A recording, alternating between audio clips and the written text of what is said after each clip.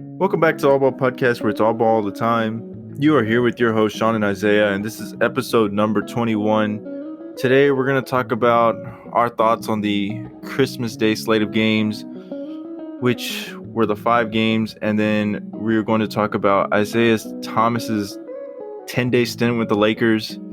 But before that, Isaiah, as always, how you doing today, man? I'm feeling great. I had a very Merry Christmas, and especially a very Merry Christmas Day watching all of the games, because almost every team that I wanted to win won. And all of the teams that I seriously wanted to win won. The only team that I was kind of like, I don't care this much about this game, but I have a slight preference, was the Hawks winning, but that didn't happen. So, I guess the first question that I want to ask you is, what to you was the most exciting game? I think personally, I'd go with the Warriors and Suns game, because it was a really tight game, and it was actually annoying me how tight it was, because I was like, come on, Warriors, just win. But they were like, no, we have to make it theatrical. It's not fun if we just win. But I think a close second would also be the Bucks and Celtics game with the big comeback. Yeah, that was definitely the most entertaining game for me. I think seeing the Bucks actually come out at halftime and make a really good adjustment to what they were doing, adding more ball movement, because a lot of it at first was a lot of Chris Middleton isoing, and that was not working that well. But once they dropped 43 in the third quarter, and they started hitting the 3-pointers, started having really good ball movement, and well, obviously that's what won them the game. But the Celtics weren't doing bad either. Jaylen Brown was hot to start the game. Then Jason Tatum came around too. Peyton Pritchard was kind of doing his thing a little bit here and there too. Yeah, solid off the bench. But I think, what was I going to say? I don't even know where I was going with that.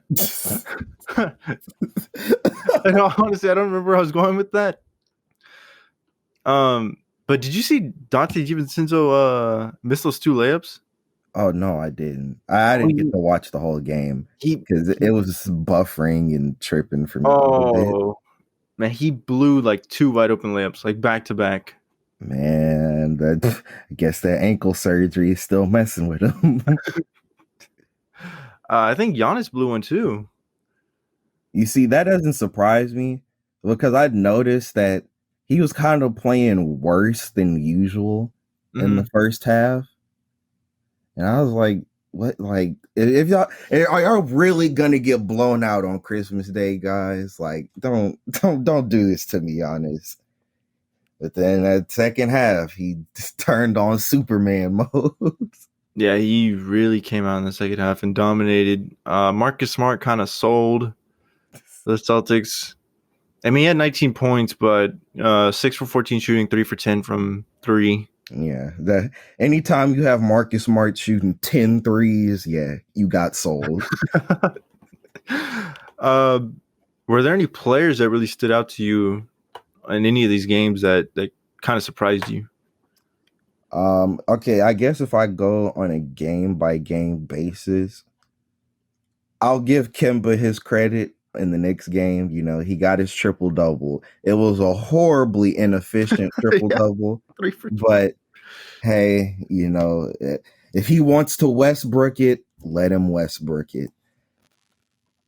Then I'd say for the Celtics and Bucks game, I'm going to give 2 people. Jaylen Brown for one, just because he started the game out ridiculously hot.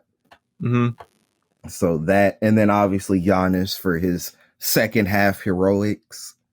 Especially, I found this good metric that pretty much perfectly captures what he did. Mm-hmm. Giannis came into the game with 5.5 minutes left in the fourth quarter. The score was 96 to 108, Celtics up. And the final score of the game was 117 to 113, Bucks win. So if that doesn't encapsulate what Giannis did, then I don't know what does. I'm guessing you're referencing to his like defensive presence. Defensive presence and his just sheer offensive dominance once he gets to the rim. Because I believe there was this stretch where it was like Giannis dunk, Giannis assist, or some crazy thing like that. Mm-hmm. Yeah, but moving to the next game, I will give Chris Paul the credit for that game, even though the Suns lost. Man, watching him constantly, like he got 3 different rip through fouls, I think, Mm-hmm. and just schooling these inexperienced Warriors players. It was crazy. Like this man is 36, 37. He's something old. I don't even remember, but he is still out here looking just as great as he's been for the past few years. Yeah, the more that he continues to be consistent throughout the season, like with the play that he's having, I could see the argument for him being in the MVP race. I still don't think he'll win, Mm-hmm. but I think the argument's at least reasonable now. Yeah, that's fair. Especially, with Devin Booker out for that little bit that he was out. Mm-hmm. So yeah, Chris Paul definitely, just like last year, honestly, he has a deserved spot in the MVP discussion. Definitely not in terms of, oh yeah, he's gonna win it. He's not a definite winner or even a debatable winner, but he's a definite candidate for sure. Mm-hmm. Um. Okay. So, and then Yeah, the then last two games. yeah, moving to the Nets and Lakers game, gonna give James Harden his credit. He also Westbrooked it, but they got the win, just like Kemba. So give him his credit. But I'll also give LeBron his credit too. He did his thing. And then you have Westbrook, who Westbrooked it. Yeah, 4 of 20. I'm not a huge LeBron James fan, but man, give that man some help. He is Yeah, struggling. yeah. I know exactly how you feel. I'm the same way about LeBron, but at the same time, he's 36, or actually, is his birthday today? How his birthday is sometime around this time. So he's 37 basically, and you have him out here getting near 40-point triple doubles and still losing the game.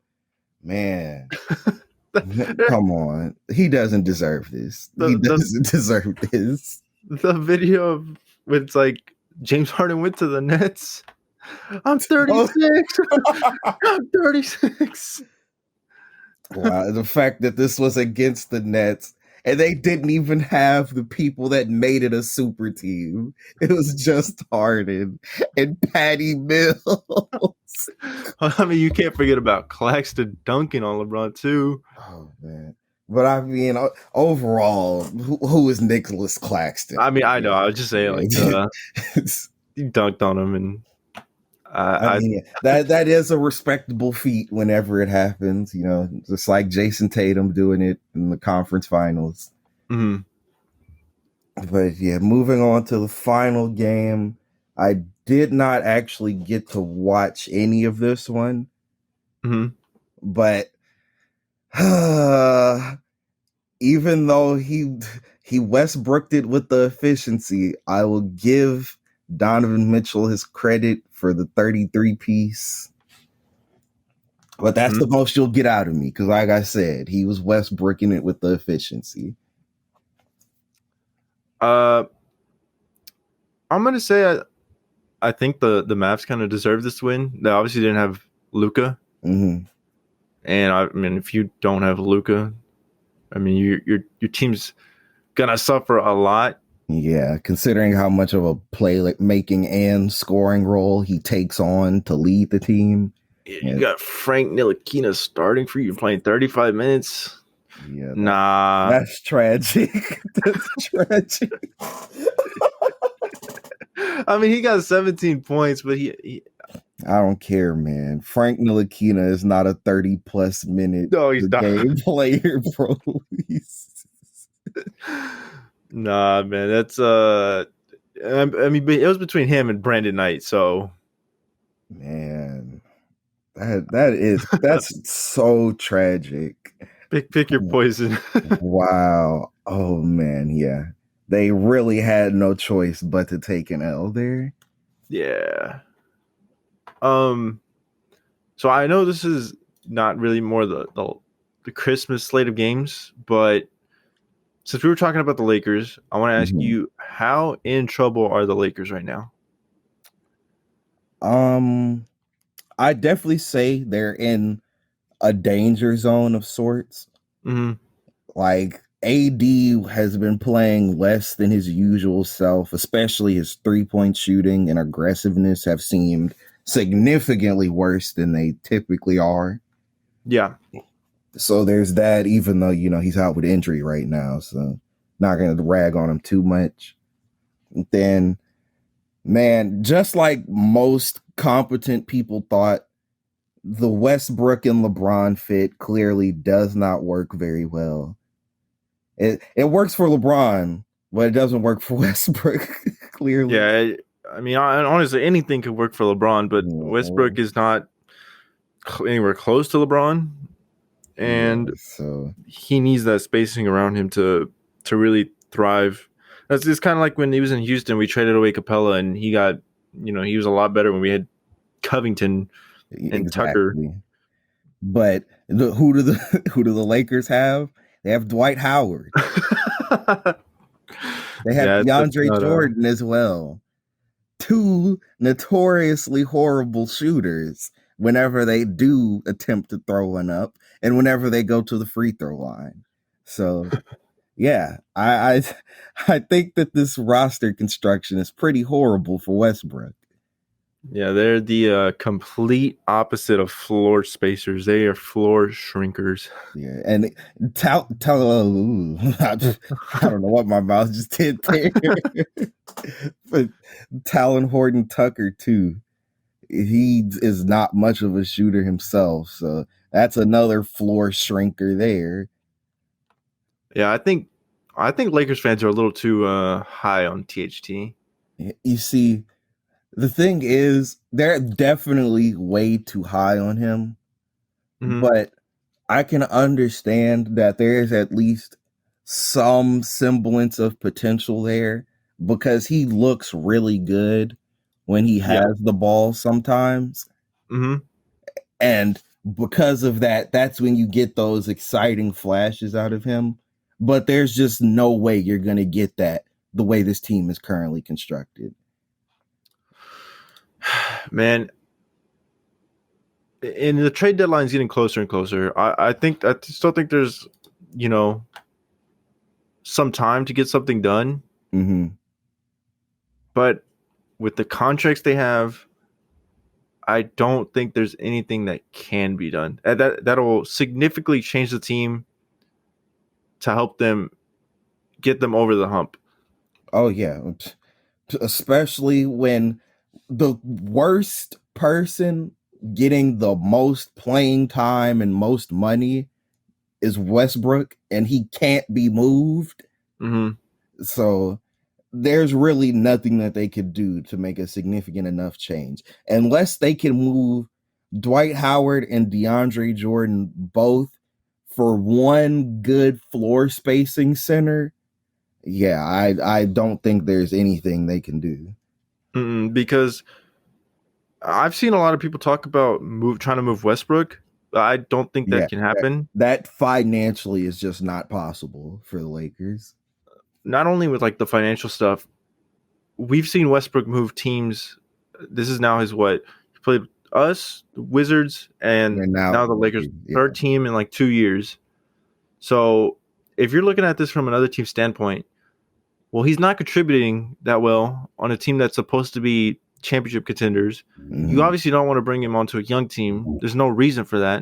And Hmm. if you're a mid-tier team like the Pacers, he's not going to get you over the hump either.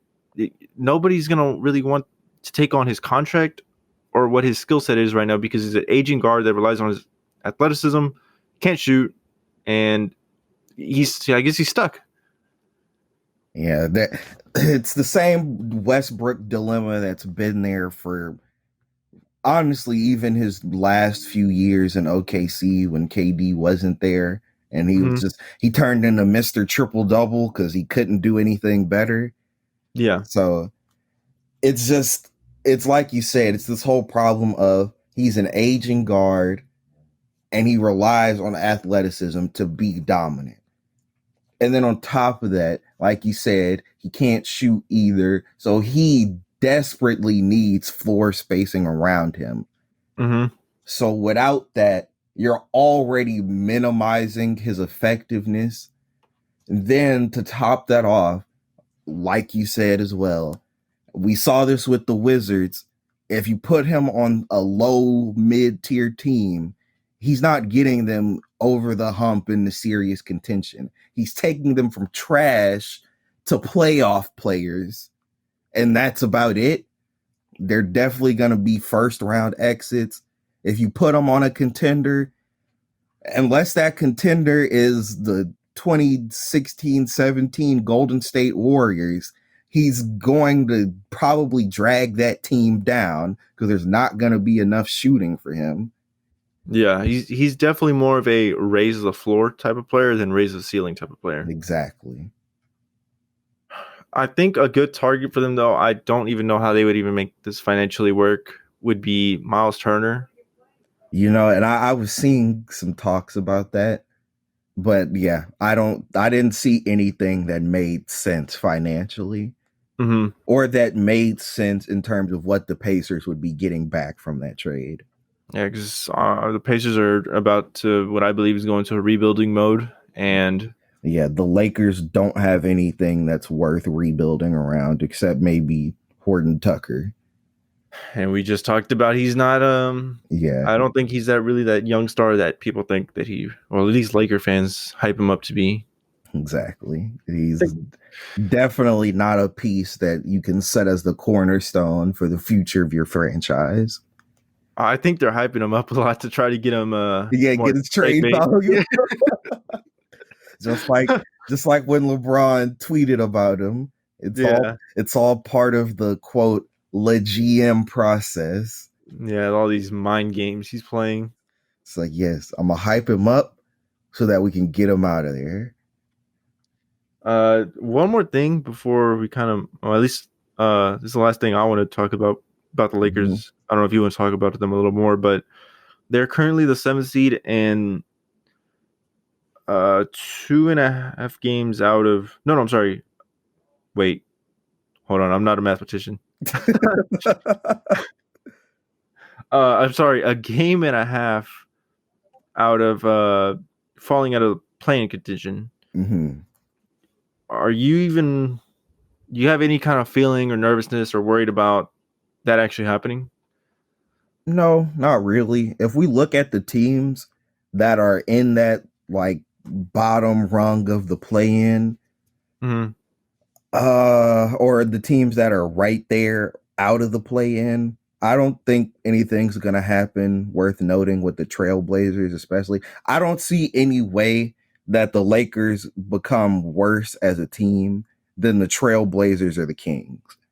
Mm-hmm. So at that point, there's no way that they just completely fall out of the play-in for sure.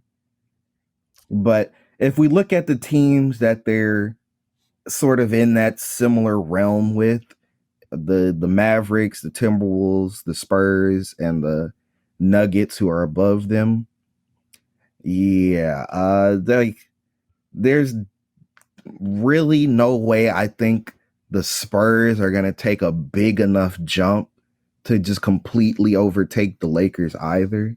Mm-hmm. But yeah, other than that, I see them going no lower than a ninth seed. Okay. I think the Mavericks can pass them up, Hmm. especially when Luka comes back. Minnesota, I don't know. Spurs, I don't think so. And like you said, Portland, I don't know. They're tricky at the moment just because yeah, Dame didn't start the season off well at all. Hmm. And Then CJ was out for a yeah, while. so I don't know. I'm not exactly sure where they end up, but I don't think it's any higher than 5. And Oh I yeah, don't for know sure. if it's any lower than 9, like you said, 9. So, Yeah. The only thing is, I think they might move up a bit, like up to the sixth seed, and Denver might move up to fifth because mhm, the Clippers did just lose not Chris Paul, Paul George to an injury, mhm, and he's going to be out for about a month to a month and a half, I think. So with that being said, yeah, the Clippers are definitely about to take a bit of a nosedive, probably. mhm. So I like how I said definitely, then probably. I'm sorry, but the Clippers are probably going to take a nosedive. Just already plotting on their demise team.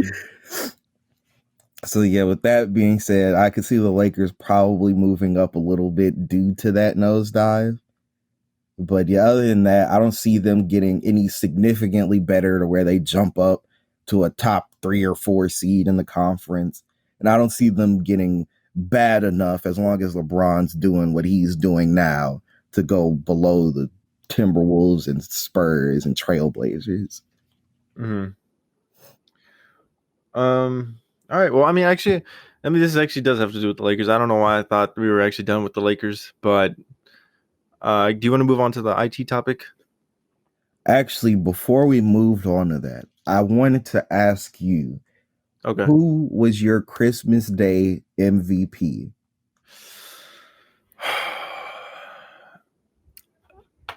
Giannis is up there. Okay. I think Giannis is definitely up there. I'm gonna give it to a winning team. I'm gonna give it Mhm. to whoever's on a winning team. So Yeah, I of think course. It's like finals MVP. yeah, Giannis is up there. Okay. Harden, I think played pretty well. He didn't shoot the best field goal percentage, Mm-hmm. but I think he was good too. But I think I'm gonna have it to give it to Giannis because if we're talking about valuable, he Mm-hmm. came in that second half and completely put his team over the hump. Like he put the team on his back and gave him the win. Exactly, exactly. So So I have to give it to Giannis. yeah, we have the same pick there, but I do want to say that my runner up is Patty Mills because Patty Mills, despite being much older than he was in his prime Spurs years, is playing like this is actually his prime at the Wait, moment. Patty Mills scored 34 points? Yes, 34 points, 7 assists on 60, 60, 100 shooting. Were they making a big deal about this during the game? Because I don't even remember this. I don't remember him scoring that many points. You see, I guess it's just Patty Mills is one of those guys. He's like Andrew Wiggins. He's just scoring the ball and you don't realize Exactly. it. Bro shot 8 for 13 from 3. Wow. Okay, Patty Mills. All right. That's really surprising, but I'm glad he can still do that. Okay, but now we can move to the next topic. Okay. So I guess it just came out that IT's not getting his another 10-day contract, which I think was kind of obvious after he had those pretty poor shooting performances. Um, what did you think of his couple of games that he played? Let me get well prepared for this one. Okay.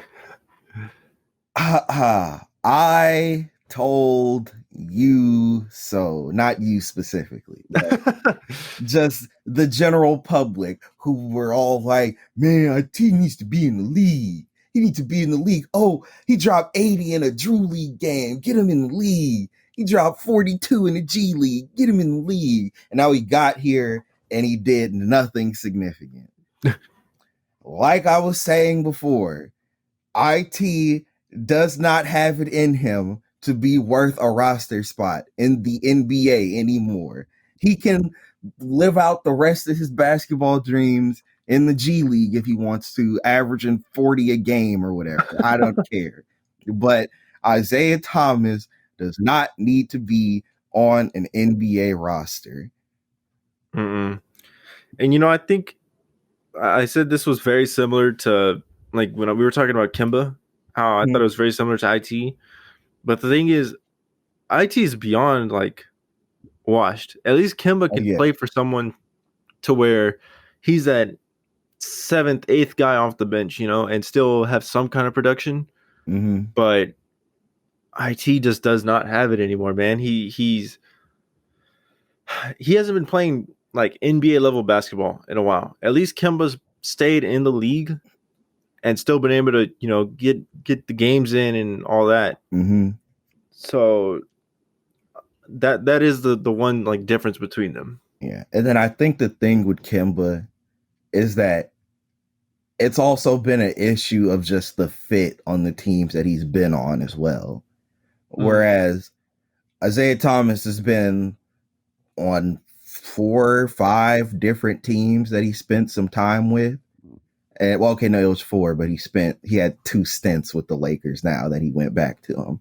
And he was a less than ideal contributor every single time for all of those teams. The Nuggets, the Wizards, his time on the Cavs even. And then obviously his time with the Lakers. Like I don't know what more people want from him. Oh my God. I'm sorry. There's an ad that popped up on my screen right now and it was blasting through my headphones. It scared me. Dang, if I could hear it, man. Oh, you did hear it? Yes. Yeah, it's really scared me. I'm sorry, but go ahead. Yeah, but I was saying, yeah, IT has just not contributed to winning basketball, not even to winning games in a very long time. Yeah, so I don't know what it's gonna take for all of these quote unquote basketball super fans to realize that IT is not IT anymore. He's washed. He's not, I don't know what more to say than he's washed. He's just not NBA caliber any longer. I was for giving IT another shot. Did I think he would do much with it? No.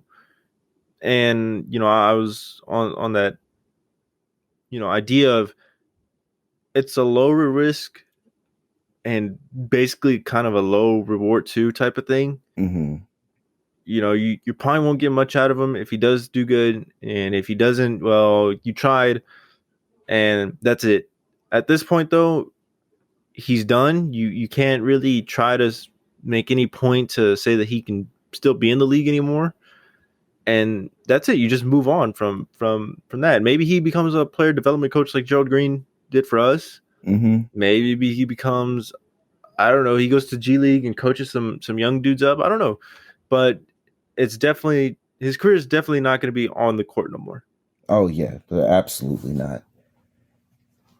I'm sorry, what were you going to say? I was just going to say, yeah, no, it's just the whole reason why I was against him getting another shot is because he was a low risk, low reward kind of person to give a shot to. I feel like either scenario where it's low reward is not worth speccing into, especially when it's somebody who has the clearly less than ideal history that IT has over the past few years. Yeah, so at that point, it really was never worth giving him a shot in the first place because I already knew that he was not going to contribute significantly positive results to any team that he went to. He really hasn't been like that player since like 2017, Yeah, 16, 17, which is in Boston. He was an All yeah, Star that year. yeah. It was since that hip injury in the playoffs. He's been pretty much washed since that injury. That's crazy. He was averaging 28, basically 29 points per game. He Just played, like that. and then he shot under 40% every single year after that until he played for the Wizards, which he barely shot 40. Man, that sucks, man. One injury messed his whole career up. Yeah, man. See, I wanted to believe in him because for once he was an Isaiah that wasn't trash. And so I looked to him with hope at a point in time, like somebody with my name who I can cheer on. And then the injury got him. And now he's been pretty much a shell of himself. And honestly, really embarrassing to see. He's been obviously bad on the court. And then on top of that, he gets on social media and he begs for chances to play. And it's just really, really embarrassing to see. Kind of uncomfortable. And I feel like at that point he has to get his Isaiah name revoked because that's just, we're not begging on Twitter for teams to give you a chance. That is not what the name Isaiah stands for. Well, I mean, let's see, who do y'all got Isaiah out there? We got Isaiah Roby? Isaiah Roby, who's whatever, I guess. And then Isaiah Stewart, who I'll at least give him his credit. He's a tough guy. And he's a pretty solid player. He's still gonna develop a bit more too. Yeah. Isaiah Stewart is my next hope. I mean, at least you got someone. I have no one. The last person I think of was named Sean in the NBA was Sean Marion. Yeah, that's exactly what I was about to say too. But yeah, man, IT's done. I hope that he can live, knowing that he had a for the most of his, at least half of his career that he did play, it was pretty great. But I think he also needs to understand. I think it might be time to step away, at least from playing. Yeah, you see, it's one of those situations where he knows that he's still good enough to play, but he's not good enough to play NBA level.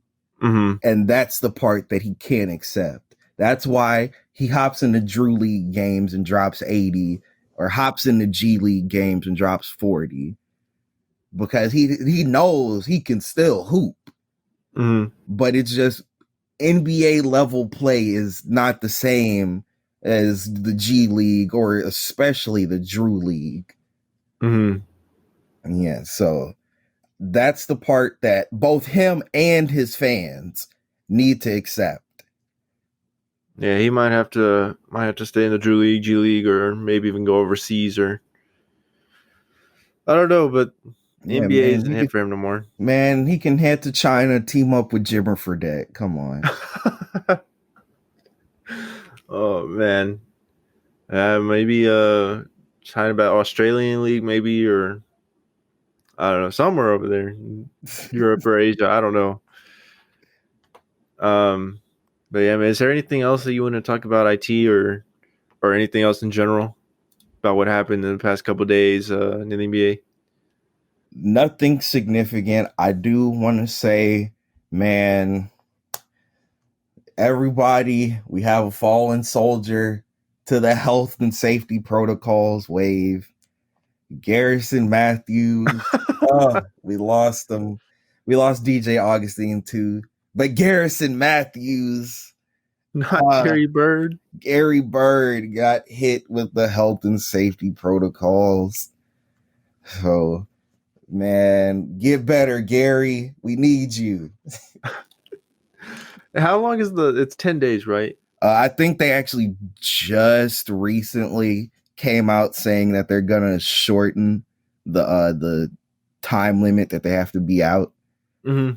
So he might be out 10 days, but he also might come back sooner if that was true that they shorten the time period that people have to sit out for the health and safety.